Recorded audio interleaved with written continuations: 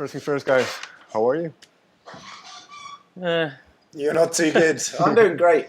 I'm just a little ill, head cold.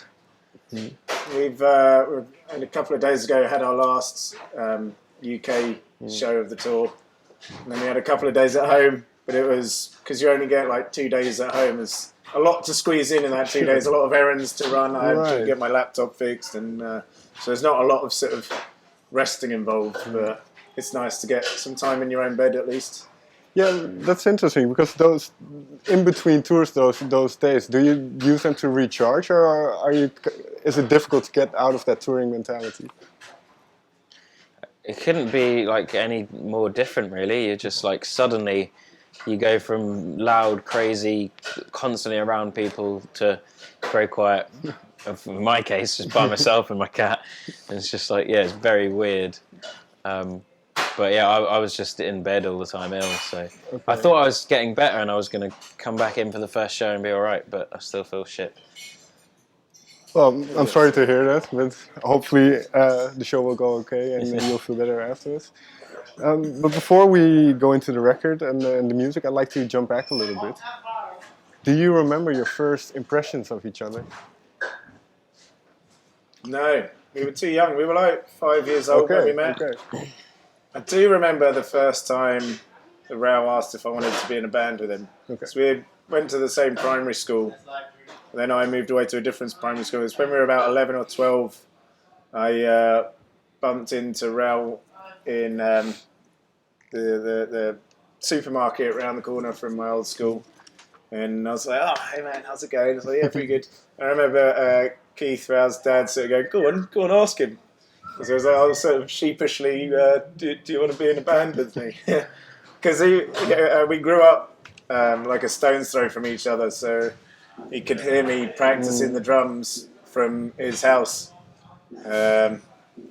So yeah, I do remember that. I remember exactly where in the supermarket we were, exactly where we were standing. In which aisle you were standing? In which aisle? Yeah, that's it. Yeah. Is it the Frozen? It was kind of close to where the. Well, it's not that interesting, but anyway. Yeah. But so at this point, I don't know exactly what age you were, but what role did music play for you at this point?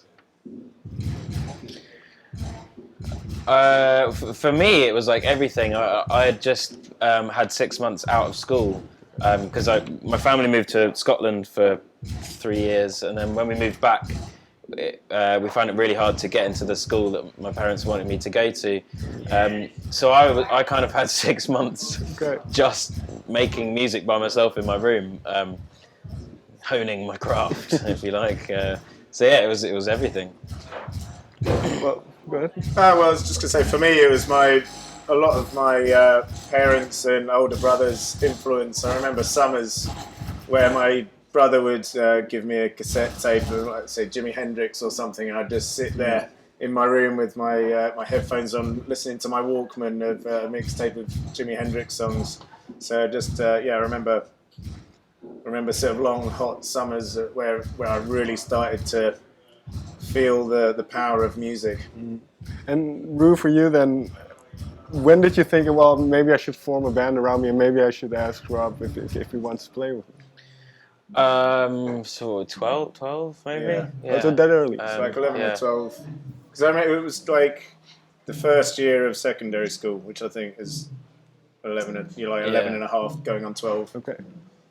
So that's quite interesting. So when you start at that young an age, do you envision kind of a career in music or a future in music? It was just a bit of fun with friends, just making music and because we had like one practice a week at that point where we used to practice at my dad's workplace, and it was like, I don't know, it was more like a social thing, wasn't it? We just like run around and be stupid. We played spent a lot of the time playing hide and seek. It's like a big old glass bottle factory. And we just messed around. Just like exploring it and getting up to no good. And then ever so often picking up the instruments and learning how to play Hey Jude or something, the Beatles tracks or whatever we were Oasis tracks, or whatever we were playing at the time. Those early years, how important, if you look back at where you are now, those early years, kind of like you say, honing your craft and kind of getting a feel for each other. How important are those if you look back now?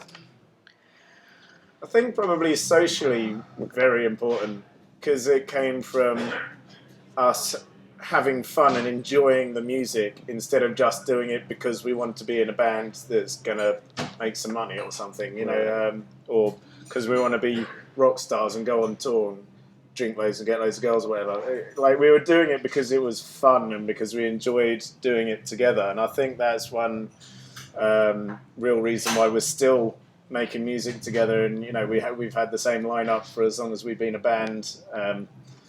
Whereas, yeah, I think if we had got together later in our lives, where it's all about we're getting together to be a band, to go on tour, to do this, to do it seriously, then I think we would have had a lot more issues. And I think it was extremely important.